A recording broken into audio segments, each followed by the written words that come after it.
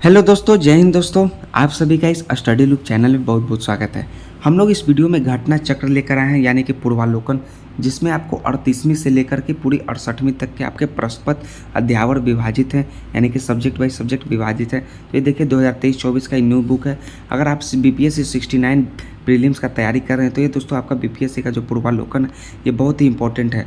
तो ये दोस्तों आपका 1992 से लेकर 2023 तक के इसमें प्रश्न पत्र दिए गए हैं, और इसमें जो है समान अध्ययन के प्रश्न पत्र होंगे, जो कि भारतीय इतिहास, राज्य व्यवस्था, समान भूगोल, अर्थव्यवस्था, समान विज्ञान, समान गणित, तर्कशक्ति परीक्षण, समसामयिकी, बिहार राज्य संबंधित प्रश्न एवं विविध से संबंधित होंगे। तो दोस्तों अगर आप बीपीएससी 69 तैयारी कर रहे हैं प्रीलिम्स का, तो ये बहुत ही इंपॉर्टेंट बुक है दोस्तों। अगर आप लोगों ने चैनल को सब्सक्राइब नहीं किया तो प्लीज़ दोस्तों चैनल को सब्सक्राइब कर लीजिए। हम लोग इस वीडियो में सबसे पहले भारत का इतिहास पढ़ेंगे, जो कि इसमें प्राचीन भारत के इतिहास से संबंधित जितने भी प्रश्न होंगे, 100, 150, 200 जो भी प्रश्न होंगे हम लोग इसमें देखेंगे। और इसमें खास बात क्या है कि दोस्तों इसमें जो है सीडीपीओ 2022, सीडीपीओ 2018 और सीडीपीओ 2009 में जो एग्जाम हुए, 2005 में जो एग्जाम हुए थे 3 साल, इसका भी उसमें प्रश्न पत्र दिए गए हैं दोस्तों। तो चलिए जल्दी जल्दी चैनल को सब्सक्राइब कीजिए दोस्तों। ये देखिए हमने बताया, हमने इस वीडियो में भारत का इतिहास देखेंगे, भारतीय इतिहास, जो कि प्राचीन भारत का इतिहास होगा। इसमें क्या होगा, प्राचीन भारत का इतिहास के संबंधित हम लोग इसमें प्रश्न देखेंगे। तो चलिए इनसे संबंधित हमारा पहला प्रश्न क्या है, प्राचीन भारत के इतिहास से संबंधित। भारत में पशुपालन एवं कृषि के प्राचीनतम साक्ष्य प्राप्त हुए हैं। तो प्राचीनतम साक्ष्य जो प्राप्त हुए हैं कहाँ से प्राप्त हुए हैं, वे मेहरगढ़ से प्राप्त हुए हैं। कहाँ, मेहरगढ़ से, यानी कि ऑप्शन नंबर डी इसका राइट आंसर होगा दोस्तों। और ये देखिए आपका 64th बीपीएससी प्रीलिम्स 2018 में पूछे गए थे। तो सारे प्रश्नों के नीचे ये आपका ईयर बाय ईयर दिया गया होगा कि किस वर्ष पूछे गए हैं, और कैमी 68वीं, 73वीं, मतलब 68वीं, 63वीं, 62वीं, किसमें 64वीं में पूछे गए हैं। तो इसका करेक्ट आंसर डी है। और दोस्तों अगर आपको इसमें व्याख्या भी जानना है तो ये देखिए दोस्तों, इसमें व्याख्या सहित उत्तर दिए गए हैं। आप वीडियो को पॉज करके व्याख्या को पढ़ सकते हैं मेहरगढ़ के बारे में। नेक्स्ट है हमारा, निम्नलिखित में से कौन सा कैलिकोलिथिक युग भी कहा जाता है। क्या है, कैलिकोलिथिक युग भी कहा जाता है। तो कौन सा युग को कैलिकोलिथिक युग भी कहा जाता है, वो है आपका ताम्रपाषाण युग को जो है कैलिकोलिथिक युग भी कहा जाता है। सो ऑप्शन नंबर सी इसका राइट आंसर है, ताम्रपाषाण युग। तो ये देखिए आपका इसका भी आपका दिया गया है व्याख्या। नेक्स्ट है हमारा, हड़प्पा में मिट्टी के बर्तनों पर सामान्यतः किस रंग का उपयोग हुआ था। तो कौन सा रंग का उपयोग हुआ था मिट्टी के बर्तनों पर, वो है लाल रंग का उपयोग हुआ था। ऑप्शन नंबर ए इसका राइट आंसर है। और देखिए ईयर बाय ईयर आपका प्रश्न दिए गए हैं, किस ईयर आपके प्रश्न पूछे गए हैं। नेक्स्ट है हमारा,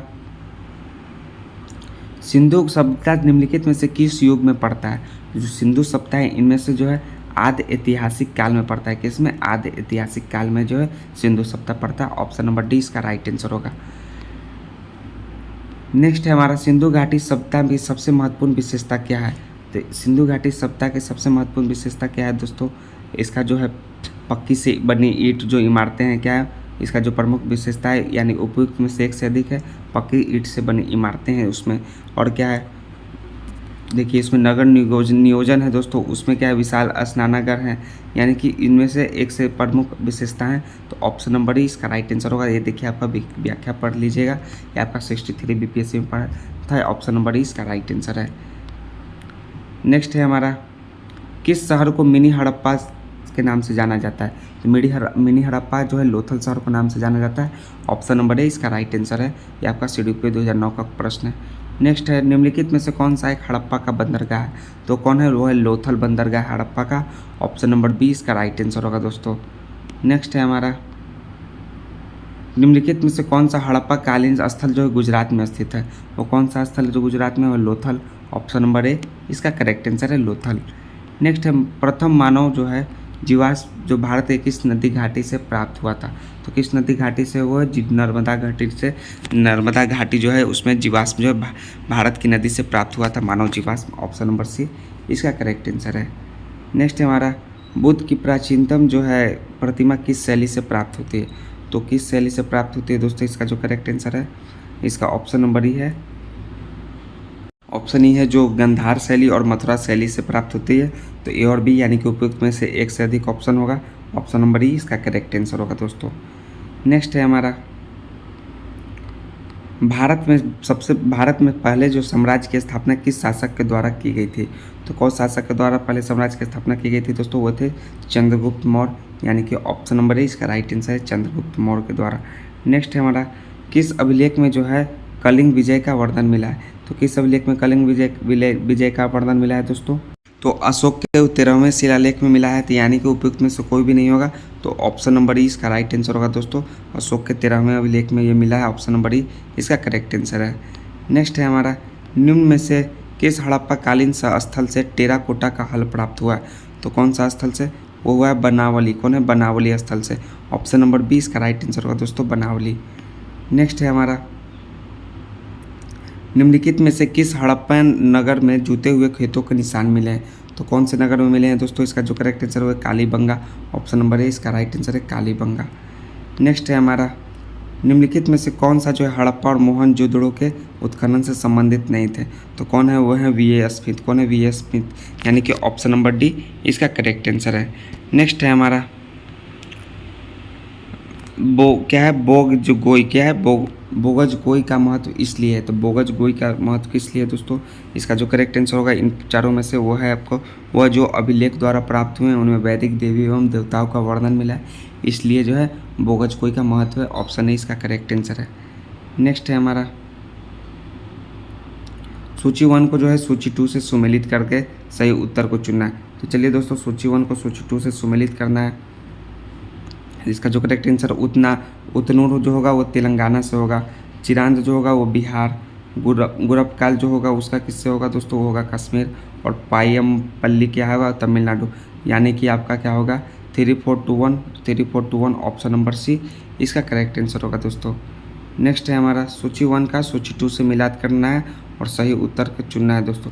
तो चलिए सही उत्तर चुनना है इसमें से। तो आपका मल किससे संबंधित है? मल जो है कुशानीरा से संबंधित है, तो मल का कुशानीरा आपका हो गया। और नेक्स्ट क्या है? बी है अंग का क्या होगा आपका? चंपा हो गया। और गंधार क्या होगा आपका? वो हो गया तक्षशिला। और वत्स क्या होगा? कौसंबी। यानी ए का 4, बी का 3, सी का 1 और डी का 2। ऑप्शन नंबर ए इसका राइट आंसर होगा दोस्तों। नेक्स्ट है हमारा, प्रसिद्ध 10 राजाओं का युद्ध जो है किस नदी के तट पर लड़ा गया था?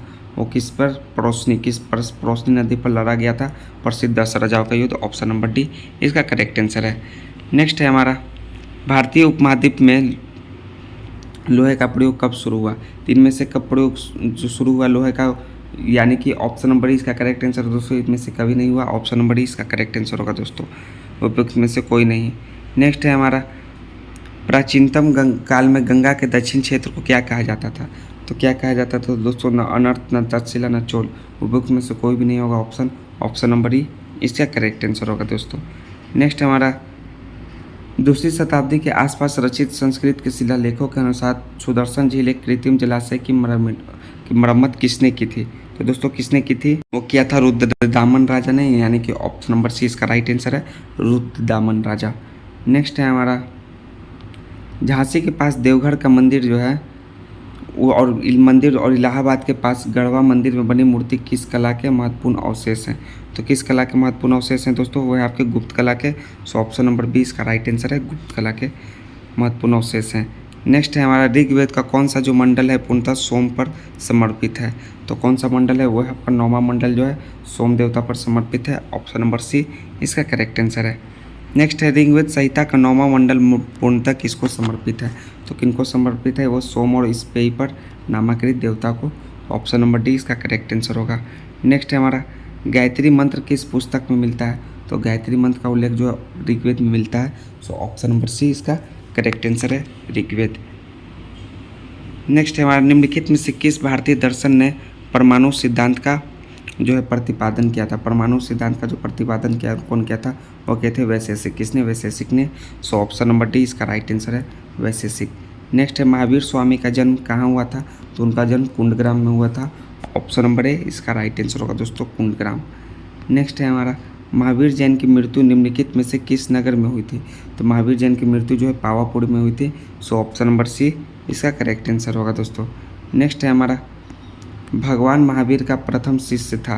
तो भगवान महावीर का प्रथम शिष्य में से कौन था? जामिल, योशुद और कौन है? ऑप्शन में देख लीजिए, और है आपका विपिन और प्रभास। तो जो है जामिल जो था प्रथम शिष्य था, उनका जो है पुत्री का विवाह जो है जामिल से हुआ था। सो ऑप्शन नंबर ए इसका राइट आंसर है, जामिल।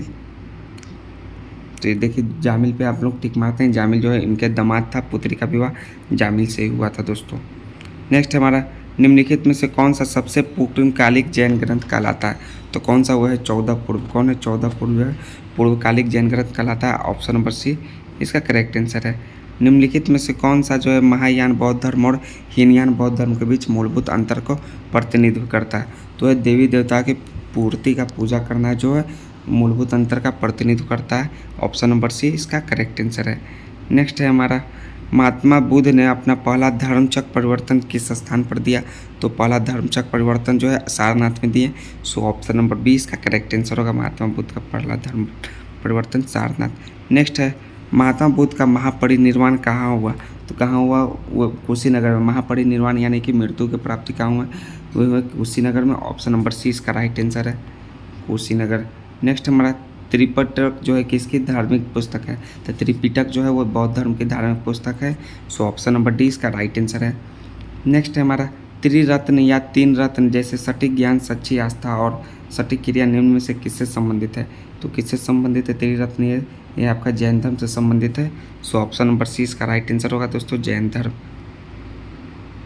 नेक्स्ट है हमारा निम्नलिखित में से जो है कौन सी बात जो है बौद्ध धर्म तथा जैन धर्म में समान नहीं है?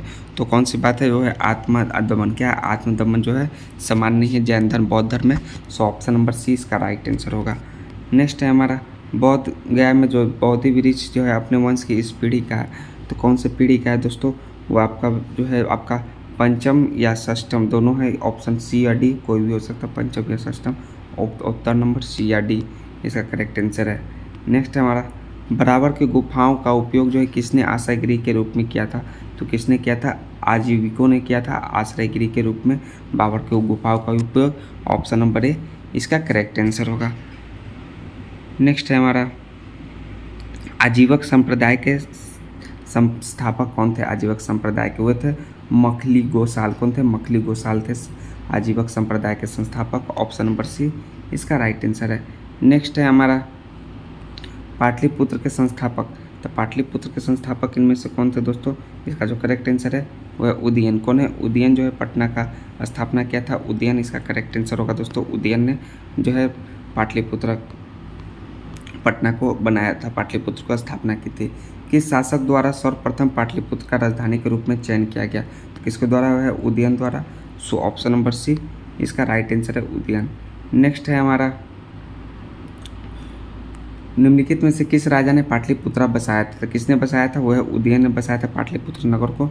सो ऑप्शन नंबर डी इसका करेक्ट आंसर है, उदयन। नेक्स्ट हमारा सूची 1 को सूची 2 से मिलान कीजिए और सही उत्तर चुनना है। तो एक तरफ है ताम्रपाषाण युग, दूसरी तरफ है ताम्रपाषाण युग समतावस्थल की नदियाँ। चलिए मिलान करना है। तो पहला क्या होगा दोस्तों? आपका जो होगा आहार। आहार का क्या होगा? ये होगा बनास। उसके बाद क्या होगा? कायथा का क्या होगा? काली सिंध। उसके बाद क्या होगा? सवालदा का होगा आपका नर्मदा। और मालवा का क्या होगा? ताप्ती। यानी कि 4 3 2 1 ऑप्शन। तो देखिए 4 3 2 1 किस ऑप्शन में दोस्तों? 4 3 2 1 4 3 2 1 नहीं दोस्तों, 4 3 1 2 होगा। ये क्या होगा दोस्तों? 4 3 1 2। तो आपका ये तो सही है। आहार का बनना है आपका बनास, कायथा का जो है काली सिंध, लेकिन आपका सवाल का क्या होगा? ताप्ती। और मालवा का नर्मदा। तो 4 3 1 2 ऑप्शन नंबर सी इसका राइट आंसर है। 4 3 1 2 इसका करेक्ट आंसर होगा दोस्तों, ऑप्शन नंबर सी। नेक्स्ट है हमारा पाटलिपुत्र में बुलाई गई प्रथम बौद्ध संगति के अध्यक्ष कौन थे? तो उसके अध्यक्ष थे स्थूलभद्र। कौन थे? Sthulabhadra. So option number C इसका राइट आंसर है, स्थूलभद्र। किस शासक ने अपनी राजधानी जो है पाटलिपुत्र में स्थानांतरित की थी? तो वो थे उदयन ने। किसने? उदयन ने स्थानांतरित की थी। ऑप्शन सी इसका राइट आंसर है। नेक्स्ट है हमारा विश्व का पहला गणतंत्र वैशाली में किसके द्वारा स्थापित किया गया था? पहला गणतंत्र वैशाली में किसके द्वारा स्थापित किया गया था? वो थे लच्छवी। किसके द्वारा? लच्छवी के द्वारा। ऑप्शन नंबर डी इसका राइट आंसर है, लच्छवी। नेक्स्ट है हमारा मगध का प्रारंभिक राजधानी कौन सी थी? प्रारंभिक राजधानी जो थी राजगिरी यानी कि गिरिव्रज थी। ऑप्शन नंबर सी इसका करेक्ट आंसर है।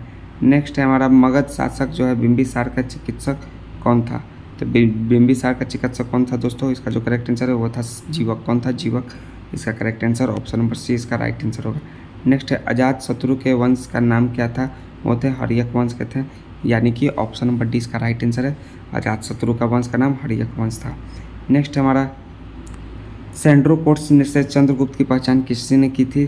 तो किसने की थी? वो थी विलियम जोन्स ने की थी सेंट्रोकोट से चंद्रगुप्त की पहचान। ऑप्शन नंबर ए इसका राइट आंसर है। नेक्स्ट है हमारा ब्रह्म लिपि को सर्वप्रथम किसने पढ़ा? तो ब्रह्म लिपि को सर्वप्रथम जेम्स प्रिंसेप ने पढ़ा, यानी कि ऑप्शन नंबर डी इसका राइट आंसर है। नेक्स्ट है कालिदास के कुंभार संभव में किस पौराणिक चरित्र की जन्म की कहानी है? तो किसकी? वो है कार्तिकेय की कार्तिकेय की जो है कुमार संभव में है आपका चरित्र के जन्म की कहानी। ऑप्शन नंबर बी इसका करेक्ट आंसर है कार्तिकेय। नेक्स्ट है मेगास्थनीज की पुस्तक का नाम क्या है? तो हम लोग सभी जानते हैं इंडिका। ऑप्शन नंबर डी इसका राइट आंसर है इंडिका। नेक्स्ट है हमारा सूची 1 को सूची 2 से सम्मिलित करना है, और एक तरफ सूची में पुस्तक है और दूसरी तरफ आपके लेखक दिए गए हैं। तो चलिए आप सम्मिलित कर दिए। बृहद संहिता किससे हो गया? वह हो गया आपका वाराहमिहिर से। क्या है? वाराहमिहिर। नेक्स्ट है मूसिका मनसा, तो मूसिका मनसा किससे हो गया? वो आपका हो गया दोस्तों अतुला से। और नेक्स्ट है आपका राजतरंगिणी का कौन है? वो है आपके कलहन। और विक्रमादेव चरितकन विल्हन, यानी कि 4312, यानी कि 4312 किस ऑप्शन में है दोस्तों? इसका करेक्ट आंसर क्या होगा? 4312 आपका ऑप्शन नंबर डी इसका राइट आंसर है 4312। नेक्स्ट है हमारा इंडिका के लेखक कौन थे? तो इंडिका का लेखक कौन था? वो था मेगास्थनीज के जो है इंडिका के लेखक थे। ऑप्शन नंबर बी इसका राइट आंसर है मेगास्थनीज। नेक्स्ट है हमारा जो मेगास्थनीज था दूत था किसका था? सेलुकस निकेटर का। सो ऑप्शन नंबर ए इसका राइट आंसर है सेलुकस निकेटर का। मेगास्थनीज जो है राजदूत था। अंतिम मौर्य सम्राट कौन था? तो अंतिम मौर्य सम्राट जो थे बृहदत्त थे। ऑप्शन नंबर डी इसका राइट आंसर है अंतिम मौर्य सम्राट था बृहदत्त। नेक्स्ट है हमारा किस अभिलेख में रुद्र दामन की प्रथम उपलब्धियों का वर्णित है? तो किस अभिलेख में रुद्र दामन का जो प्रथम विभिन्न उपलब्धियों का वर्णित? दोस्तों जो है रुद्र दामन प्रथम के जो विभिन्न उपलब्धियां जो वर्णित है वो जूनागढ़ अभिलेख में है। रुद्र दामन राजा जो है जूनागढ़ अभिलेख से संबंधित है। सो ऑप्शन नंबर ए इसका राइट आंसर होगा। नेक्स्ट है हमारा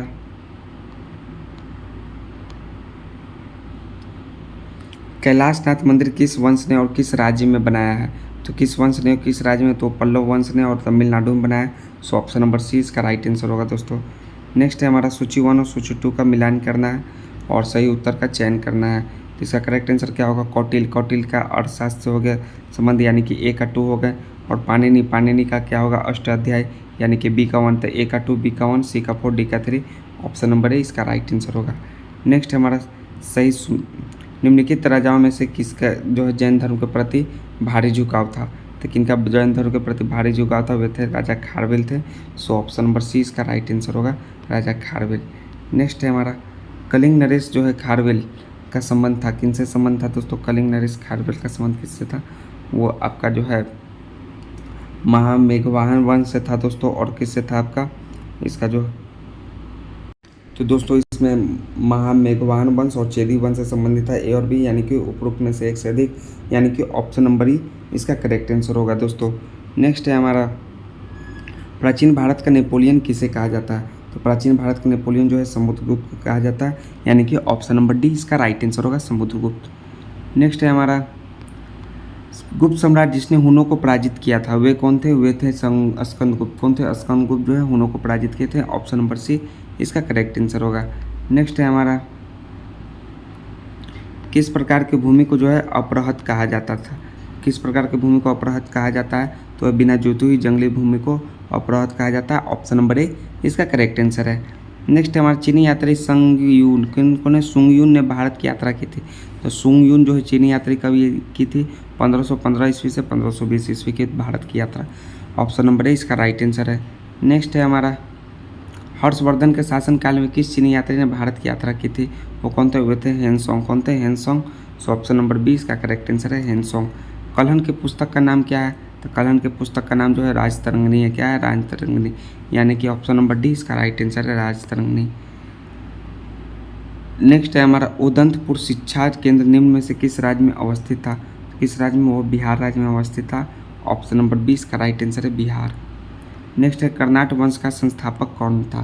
कर्नाटक वंश के संस्थापक थे नान्यदेव, यानी ऑप्शन नंबर ए इसका राइट आंसर है नान्यदेव। नेक्स्ट है कर्नाटक वंश का अंतिम शासक कौन था? कर्नाटक वंश का अंतिम शासक था Hari Singh. Option number A इसका राइट आंसर है हरि सिंह। किस काल में अछूत की अवधारणा स्पष्ट रूप से उद्धृत हुई थी?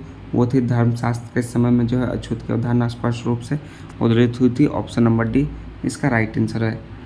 नेक्स्ट है हमारा, कनिष्क के शासनकाल में बौद्ध सभा किस नगर में आयोजित की गई थी?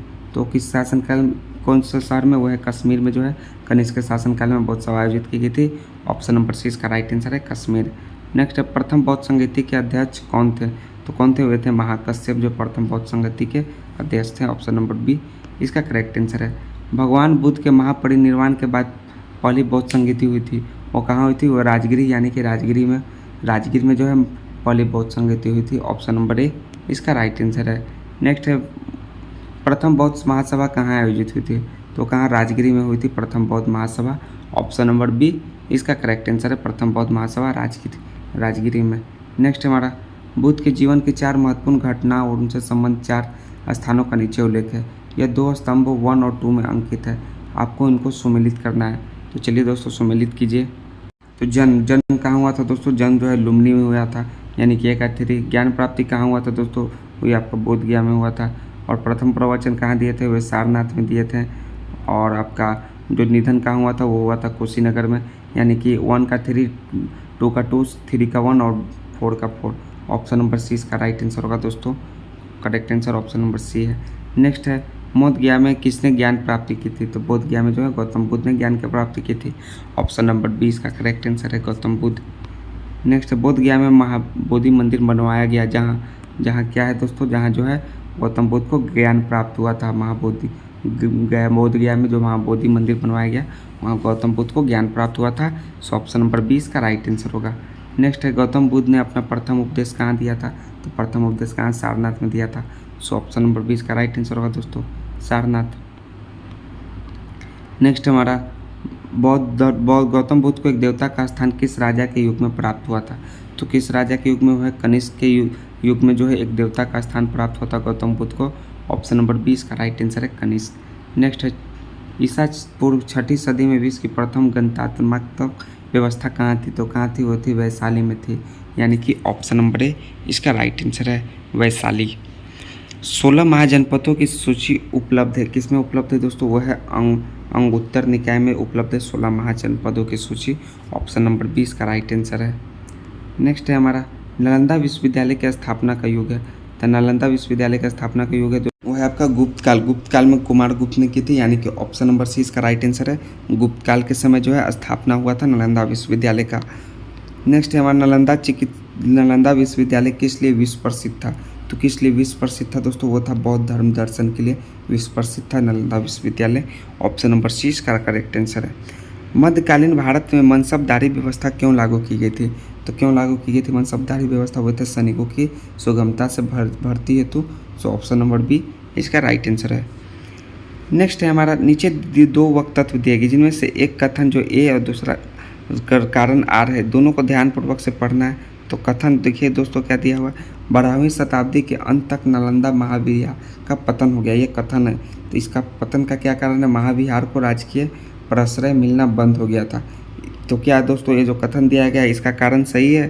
तो कारण तो सही है दोस्तों, लेकिन ये कारण गलत है, लेकिन व्याख्या जो है वो सही नहीं है। आर मतलब रीजन सही नहीं है, ये सही है। जो आपका कथन से दिया गया वो सही है, दोनों ए और आर सही है, परंतु जो आर जो है ए की सही व्याख्या नहीं करता है। तो ऑप्शन नंबर 20 का राइट आंसर है।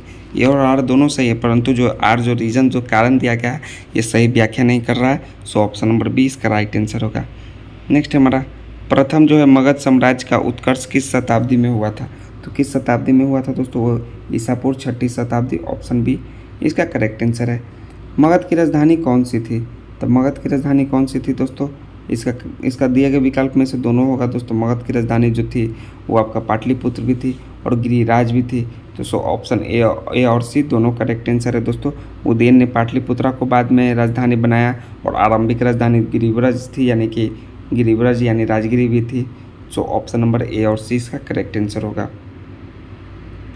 नेक्स्ट है, प्राचीन महाजनपद मगध की प्रथम राजधानी कौन सी थी? तो कौन सी थी दोस्तों? इसका जो करेक्ट आंसर है ऑप्शन नंबर ई इसका करेक्ट आंसर होगा दोस्तों। उपयुक्त में से कोई नहीं, ऑप्शन नंबर ई इसका राइट आंसर है। नेक्स्ट है हमारा, नंद वंश के पश्चात मगध पर किस राजवंश ने शासन किया? तो किसने? वो मौर्य राजवंश ने शासन किया। ऑप्शन नंबर ए इसका राइट आंसर है, मौर्य साम्राज्य। नेक्स्ट है कि जिसके ग्रंथ में चंद्रगुप्त मौर्य का विशिष्ट रूप से वर्णन हुआ है वह कौन है?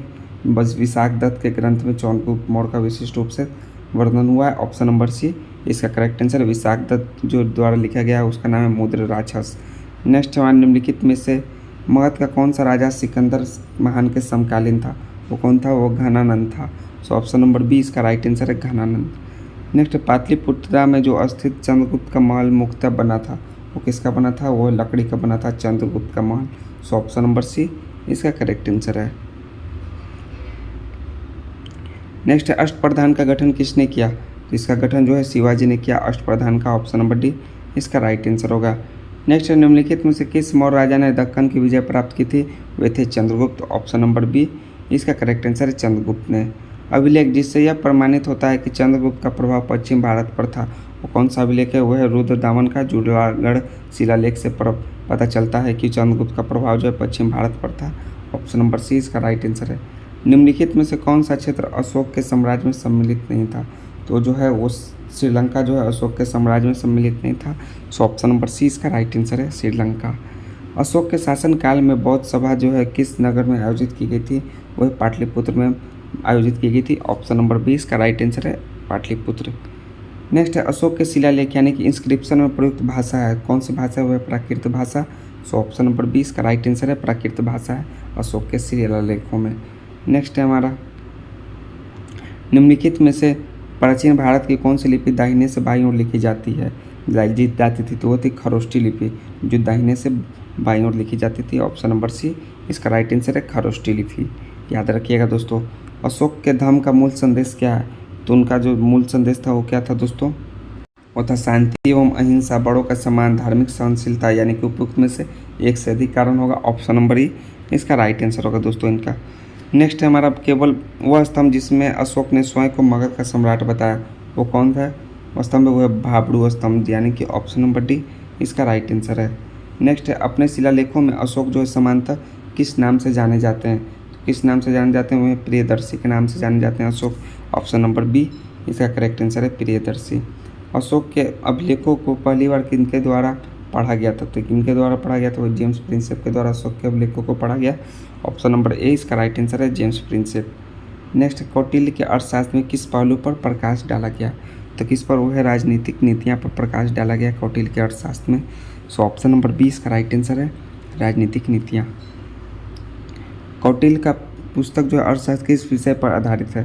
तो किस विषय पर आधारित है दोस्तों? कौटिल्य का पुस्तक जो है वो है आपका वो शासन कला के सिद्धांत और अभ्यास, विदेश नीति, इन सभी पर वो जो है कौटिल्य के पुस्तक अर्थशास्त्र जो है आधारित है, यानी कि उपयुक्त में से एक से अधिक ऑप्शन होगा। सो ऑप्शन नंबर ई इसका राइट आंसर होगा दोस्तों। नेक्स्ट है हमारा निम्नलिखित में से कौन सा मंदिर जो है कांचीपुरम में स्थित है? तो कौन सा है? एकाम्बरेश्वरार मंदिर जो है एकाम्बरेश्वरार मंदिर जो है आपका कांचीपुरम में स्थित है। ऑप्शन नंबर डी इसका करेक्ट आंसर है।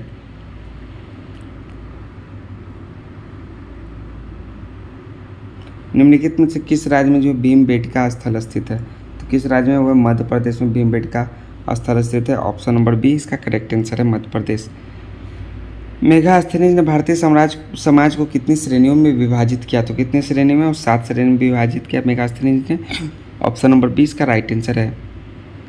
नेक्स्ट है मौर्य साम्राज्य का जो 7 वर्गों में विभाजन का विशेष रूप से उल्लेख किया गया, तो किस में उल्लेख किया गया? वह मेगास्थनीज की पुस्तक इंडिका में उल्लेख किया गया। ऑप्शन नंबर डी इसका राइट आंसर है मेगास्थनीज की पुस्तक इंडिका।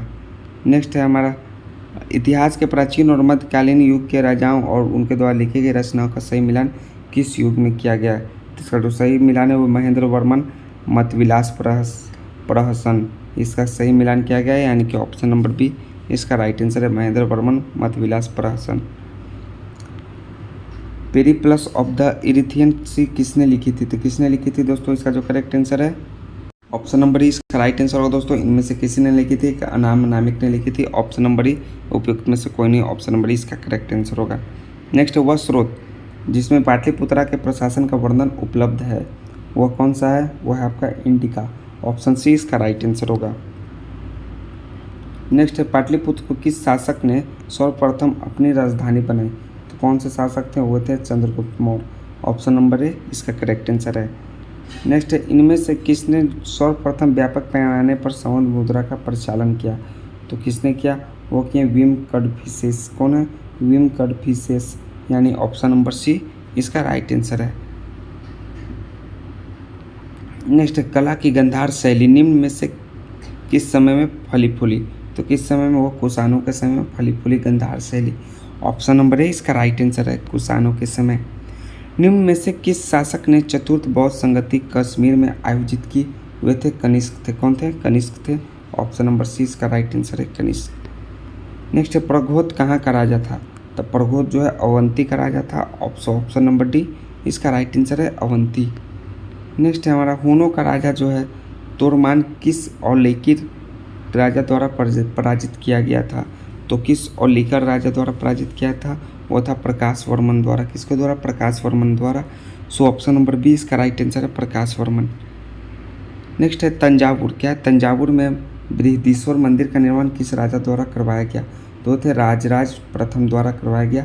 ऑप्शन नंबर ए इसका राइट आंसर है। नेक्स्ट है हमारा, निम्नलिखित अभिलेखों में से किसमें विधवा दहन का उदाहरण उल्लेखित है? तो किसमें उल्लेखित है? वो है आपका समुद्रगुप्त का एरन-पासन अभिलेख में। किसमें? एरन-पासन अभिलेख में। किसमें? तो नहीं दोस्तों, ये नहीं है आपका समुद्रगुप्त का एरन-पासन अभिलेख में, ये नहीं। बुद्धगुप्त का एरन स्तंभ अभिलेख में, ये भी नहीं। भानुगुप्त का एरन स्तंभ अभिलेख में। जी दोस्तों, इसमें भानुगुप्त का जो एरन स्तंभ लेखक है उसमें जो है आपका उल्लेखित है। किसका उल्लेखित है? विधवा दहन का उल्लेखित है, यानी कि ऑप्शन नंबर सी इसका राइट आंसर है। नेक्स्ट हमारा, शुग वंश के बाद किस वंश ने भारत पर राज किया? तो कौन थे? कण्वा, यानी कि कण्व वंश जो थे शुग वंश के बाद भारत पर राज किए। ऑप्शन सी राइट आंसर है। नेक्स्ट हमारा, राजा खारवेल का नाम जुड़ा है। राजा खारवेल का नाम किससे जुड़ा है? हाथी गुफा लेक के साथ। ऑप्शन सी इसका राइट आंसर है। नेक्स्ट, किस गुप्त शासक ने अपने बड़े भाई की हत्या कर सत्ता प्राप्त कर ली? तो कौन थे? चंद्रगुप्त द्वितीय थे, यानी ऑप्शन नंबर सी इसका राइट आंसर है, चंद्रगुप्त द्वितीय। नगरों का क्रमिक पतन किस काल की एक महत्वपूर्ण विशेषता थी? किस काल की? वे थे गुप्त काल की प्रमुख विशेषता। ऑप्शन ए इसका राइट आंसर है। नेक्स्ट, निम्नलिखित में से कौन सा बंदरगाह गुप्त काल में उत्तर भारतीय व्यापार के लिए उपयोग किया जाता था? तो कौन सा जो है दोस्तों? कल्याण से, कैम्बे से, ये सभी से जो है व्यापार के लिए उपयोग किया जाता था। तो उपयुक्त में से एक से अधिक ऑप्शन होगा, ए और डी दोनों है। ऑप्शन नंबर डी इसका राइट आंसर होगा दोस्तों। नेक्स्ट हमारा, किस शासक वंश ने मंदिरों एवं ब्राह्मणों को सबसे अधिक ग्राम अनुदान में दिया? वो कौन थे? गुप्त वंश के शासक थे। ऑप्शन नंबर ए इसका राइट आंसर है, गुप्त वंश। गुप्त युग में भूमि राजस्व की दर क्या थी? वो थी उपज का 6वां भाग। ऑप्शन नंबर बी इसका राइट आंसर है, उपज का 6वां भाग। भागवत संप्रदाय के विकास में किसकी देन अत्यधिक थी? वो थी गुप्त वंश की जो देन थी अधिक थी। ऑप्शन नंबर डी इसका करेक्ट आंसर है। नेक्स्ट है हमारा, इनमें से किसने पहली बार यह व्याख्या की थी? पृथ्वी की अपनी दूरी पर घूमने के कारण प्रतिदिन सूर्योदय एवं सूर्यास्त होता है, तो वो आर्यभट्ट व्याख्या किए थे। सो ऑप्शन नंबर ए इसका राइट आंसर होगा। इनमें से कौन सा गुप्त काल के औषधि के क्षेत्र में अपने कार्य के लिए जाने जाते हैं? गुप्त काल में औषधि के क्षेत्र में कौन जाने जाते हैं दोस्तों? तो इनमें से कोई भी नहीं जाने जाते, इनमें से कोई भी नहीं जाने जाते दोस्तों, यानी कि ऑप्शन नंबर ही इसका राइट आंसर होगा, उपयुक्त में से कोई भी नहीं। वर्धन राजवंश की स्थापना किसने की? तो वर्धन राजवंश की स्थापना पुष्यभूति ने की। सो ऑप्शन नंबर है इसका राइट आंसर है, पुष्यभूति। चीनी यात्री हेन सॉन्ग ने किस विश्वविद्यालय में अध्ययन किया था? तो वो थे नालंदा विश्वविद्यालय में अध्ययन किए थे। सो ऑप्शन नंबर डी इसका राइट आंसर है, नालंदा विश्वविद्यालय। नेक्स्ट है, हेन सॉन्ग की भारत की यात्रा के समय सूती कपड़ों के उत्पादन के लिए सबसे प्रसिद्ध नगर था, वो कौन था? वो था मथुरा था, यानी कि ऑप्शन नंबर बी इसका राइट आंसर है, मथुरा। नेक्स्ट है, कविवान निवासी था। क्या है? कविवान निवासी था, कहाँ का था? वो था पाटलिपुत्र का निवासी था, कविवान। सो ऑप्शन नंबर इसका राइट आंसर है, पाटलिपुत्रा का। चीनी यात्री इत्सिंग ने बिहार का भ्रमण किया लगभग कब दोस्तों? लगभग जो किया उपयुक्त में से कोई भी नहीं, यानी कि ऑप्शन नंबर डी इसका राइट आंसर होगा। इनमें से किसी भी समय जो ऑप्शन दिए गए हैं इस समय भ्रमण नहीं किया। नेक्स्ट, प्रसिद्ध चीनी यात्री फाहियान किसके शासनकाल में भारत की यात्रा की? तो थे चंद्रगुप्त द्वितीय के शासनकाल में भारत की यात्रा की। ऑप्शन बी इसका राइट आंसर है। नालंदा विश्वविद्यालय के संस्थापक कौन थे? तो कौन थे? वे थे कुमारगुप्त थे। ऑप्शन नंबर बी इसका राइट आंसर है, कुमारगुप्त। ऑप्शन नंबर बी इसका राइट आंसर होगा दोस्तों। नालंदा विश्वविद्यालय के विनाश के कारण थे, विनाश के कौन कारण थे दोस्तों? वे थे मुसलमान नालंदा विश्वविद्यालय के। ऑप्शन है इसका राइट आंसर है मुसलमान। विक्रमशिला विश्वविद्यालय किनके द्वारा स्थापित किया गया था? तो किया गया था धर्मपाल के द्वारा विक्रमशिला विश्वविद्यालय। ऑप्शन नंबर 20 का राइट आंसर होगा। ताम्रपत्र लेख दर्शाते हैं कि प्राचीन काल में बिहार के राजाओं का संपर्क था, किनसे था? जावा सुमात्रा से था, यानी कि ऑप्शन नंबर 20 का राइट आंसर है जावा सुमात्रा। स्वर्ण भूमि का वह राजा कौन था जिसने नालंदा के एक बौद्ध विहार की स्थापना की? उसके रख रखाव हेतु अपने दूत द्वारा देवपाल से 5 गांव दान में देने की प्रार्थना की। तो वो कौन राजा था दोस्तों? वो था बालपुत्र देव। कौन था? बालपुत्र देव। सो ऑप्शन नंबर सी इसका राइट आंसर है बालपुत्र देव। खजुराहो मंदिर स्थापत्य के निर्माण में सहयोगी थे, वो कौन थे? वे थे चंदेल थे, यानी ऑप्शन नंबर ए इसका राइट आंसर है चंदेल। विक्रमशिला शिक्षा केंद्र के संस्थापक का नाम है, क्या नाम है? वो है धर्मपाल, यानी ऑप्शन नंबर 20 का राइट आंसर है। नेक्स्ट निम्नलिखित राजवंशों में किसका उल्लेख जो है संगम साहित्य में नहीं हुआ? तो कदम, किनका? कदम्ब राजवंश का, इसका उल्लेख जो है संगम साहित्य में नहीं हुआ। ऑप्शन नंबर ए इसका करेक्ट आंसर है। नेक्स्ट है संगम युद्ध में उरैयूर, क्या उरैयूर किसके लिए विख्यात था? तो उरैयूर जो विख्यात था वो कपास में के व्यापार का महत्वपूर्ण केंद्र था, उरैयूर इसके लिए विख्यात था। सो ऑप्शन नंबर 20 का राइट आंसर है। नेक्स्ट है हमारा मुद्रा राक्षस का लेखक निम्न में से कौन है? तो मुद्रा राक्षस का लेखक जो है विशाख दत्त है। कौन है? विशाख दत्त मुद्रा राक्षस के लेखक है। ऑप्शन नंबर 20 का राइट आंसर है। पृथ्वीराज रासो के लेखक हैं, पृथ्वीराज रासो के लेखक कौन है? चंद्रबदाई। ऑप्शन नंबर 20 का राइट आंसर है। स्वप्नवास दत्ता के लेखक हैं, यानी ऑथर कौन है? वो है आपके दोस्तों भास। कौन है? भास जो है स्वप्नवास व दत्ता के लेखक हैं। ऑप्शन नंबर 20 का राइट आंसर है। नेक्स्ट हमारा कुमार संभव महाकाव्य किस कवि ने लिखा? तो कुमार संभव महाकाव्य जो है किस महाकवि ने लिखा है दोस्तों? वो कालिदास ने लिखा कुमार संभव महाकाव्य। सो ऑप्शन नंबर 20 का राइट आंसर होगा कालिदास। नेक्स्ट है किरातार्जुनीय पुस्तक किसने लिखा था? क्या है? किरातार्जुनीय पुस्तक तो लिखे थे भारवी ने। किसने? भारवी ने लिखे थे। सो ऑप्शन नंबर 20 का राइट आंसर है भारवी। नेक्स्ट है हमारा उस स्रोत का नाम बताइए जो प्राचीन भारत के व्यापारिक मार्गों पर मौन है। तो कौन सा है दोस्तों? वो है मिलिंद पन्हु। कौन है? मिलिंद पन्हु जो है भारत के व्यापारिक मार्गों पर मौन है। ऑप्शन नंबर बी इसका करेक्ट आंसर है। नेक्स्ट है हर्षचरित नामक पुस्तक किसने लिखी? तो हर्षचरित नामक जो पुस्तक लिखी वो किसने लिखी? वो बाणभट्ट लिखी है। ऑप्शन नंबर बी इसका राइट आंसर है। नेक्स्ट है चोल वंश का संस्थापक कौन था? तो चोल वंश का संस्थापक कौन था? वो था विजयालय। कौन था? विजयालय, यानी कि ऑप्शन नंबर इसका राइट आंसर होगा विजयालय। नेक्स्ट है चोल काल किसके लिए प्रसिद्ध था? तो चोल काल जो है वो आपका ग्रामीण पंचायत यानी विलेज असेंबली के लिए प्रसिद्ध था चोल काल। ऑप्शन नंबर है इसका राइट आंसर होगा विलेज असेंबली। नेक्स्ट हमारा कौन सा जो है मध्यकालीन भारतीय साम्राज्य व्यापक स्तर पर स्थानीय स्वशासन के लिए प्रसिद्ध था? तो कौन था? वो था चोल। कौन था? चोल, यानी कि ऑप्शन नंबर 20 का राइट आंसर होगा चोल। दक्षिण भारत के मंदिरों के आकर्षक द्वार क्या कहलाते हैं? तो एक गोपुरम कहलाते हैं। क्या? गोपुरम कहलाते हैं। सो ऑप्शन नंबर 20 का राइट आंसर है गोपुरम। नेक्स्ट नालंदा विश्वविद्यालय ज्ञान का महान केंद्र था। किस प्रकार का ज्ञान का? वो बौद्ध धर्म का ज्ञान का महान केंद्र था। ऑप्शन नंबर ए इसका राइट आंसर होगा। नेक्स्ट अजातशत्रु के वंश यानी कि डायनेस्टी का नाम क्या है? तो है आपका हर्यक वंश जो है अजातशत्रु के डायनेस्टी का नाम। सो ऑप्शन नंबर 20 का राइट आंसर है हर्यक वंश। वे शिक्षक जिनसे बुद्ध ने महानिष्कर्मण के बाद सबसे पहले ज्ञान प्राप्ति का प्रयास किया है वे कौन है? अलार कलाम एवं रुद्रक रामपुत्र। क्या है? अलार कलाम एवं रुद्रक रामपुत्र। सो ऑप्शन नंबर सी इसका करेक्ट आंसर होगा। सल्तनत काल में सार्वजनिक वितरण प्रणाली किसने प्रारंभ की थी? वो की थे अलाउद्दीन खिलजी ने सार्वजनिक वितरण प्रणाली सल्तनत काल में ही आरंभ। ऑप्शन है इसका राइट आंसर होगा। नेक्स्ट सन 1565 में कौन सा प्रसिद्ध युद्ध हुआ था? तो कौन सा हुआ था दोस्तों 1565 ईस्वी में? वो हुआ था तलीकोटा का प्रसिद्ध युद्ध। करेक्ट आंसर क्या होगा? तालीकोटा का युद्ध, यानी कि ऑप्शन नंबर डी इसका राइट आंसर होगा। नेक्स्ट है हमारा दीन इलाही किसके द्वारा प्रारंभ किया गया था? तो दीन इलाही जो है अकबर के द्वारा प्रारंभ किया गया था। सो ऑप्शन नंबर 20 का राइट आंसर है दीन इलाही अकबर के द्वारा। नेक्स्ट है अष्ट प्रधानमंत्री मंत्रिपरिषद किसके राज्य प्रबंध में सहायता करते थे? तो किसमें? वो थे शिवाजी के राज्य प्रबंध में सहायता करते थे अष्ट प्रधान। ऑप्शन नंबर डी इसका राइट आंसर है। नेक्स्ट है हमारा मौर्य साम्राज्य का अंतिम शासक कौन था? तो मौर्य साम्राज्य का अंतिम शासक कौन था? वो थे बृहद्रथ। कौन थे? बृहद्रथ थे। ऑप्शन सी इसका राइट आंसर है। नेक्स्ट है हमारा वह स्थान जहाँ महावीर ने पूर्ण आध्यात्मिक ज्ञान यानी कि केवल ज्ञान यानी कि प्राप्त किया है, तो कौन सा स्थान है, वो है जंभिक ग्राम। कौन सा है, जंभिक ग्राम, ऑप्शन डी इसका राइट आंसर है।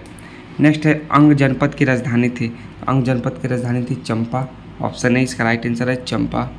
गौतम बुद्ध का जन्म कहाँ हुआ था, तो गौतम बुद्ध का जन्म दोस्तों लुम्बिनी में हुआ था, सो ऑप्शन सी इसका राइट आंसर है लुम्बिनी। नेक्स्ट है हमारा कल्हण की पुस्तक का नाम क्या है, तो कल्हण के पुस्तक का नाम क्या है दोस्तों, उसका नाम है पुस्तक का वो है राजतरंगिणी। क्या है, राजतरंगिणी, सो ऑप्शन डी इसका राइट आंसर है राजतरंगिणी। अजातशत्रु के शासन काल में प्रथम बौद्ध संगति का आयोजन किस नगर में किया गया था, तो राजगिरी में किया गया था, सो ऑप्शन नंबर ए इसका राइट आंसर है राजगिरी। अर्थशास्त्र नामक पुस्तक के लेखक कौन था, तो अर्थशास्त्र नामक पुस्तक के लेखक कौन है दोस्तों, है कौटिल्य, ऑप्शन बी इसका राइट आंसर है कौटिल्य। नेक्स्ट है पृथ्वीराज रासो द्वारा जो नामक पुस्तक को किसके द्वारा लिखा गया है, पृथ्वीराज रासो पुस्तक को चंद्रबदाई के द्वारा, सो ऑप्शन नंबर डी इसका राइट आंसर है चंद्रबदाई। नेक्स्ट है गुप्त काल में शीशे के सिक्के की बड़ी संख्या जारी की गई थी, किनके द्वारा, के सातवाहनों द्वारा सिक्का चलाया गया बड़ी संख्या में, सो ऑप्शन नंबर ए इसका राइट आंसर है। नेक्स्ट हमारा अशोक की नीति के आर्थिक परिणामों के कारण ही मौर्य साम्राज्य का पतन अधिकांश उचित था, इस तथ्य में किसने विश्वास किया था, तो किए थे रोमिला थापर ने विश्वास किए थे, सो ऑप्शन नंबर है इसका, मान के चलिए ऑप्शन नंबर इसका करेक्ट आंसर है, जो इस तथ्य में इसने विश्वास किया था, इसका राइट आंसर क्या है, रोमिला थापर। प्रसिद्ध इलाहाबाद प्रशस्ति का लेखक कौन है, तो इसका लेखक कौन है, हरिसेन है इलाहाबाद प्रशस्ति का, सो ऑप्शन नंबर बी इसका राइट आंसर है।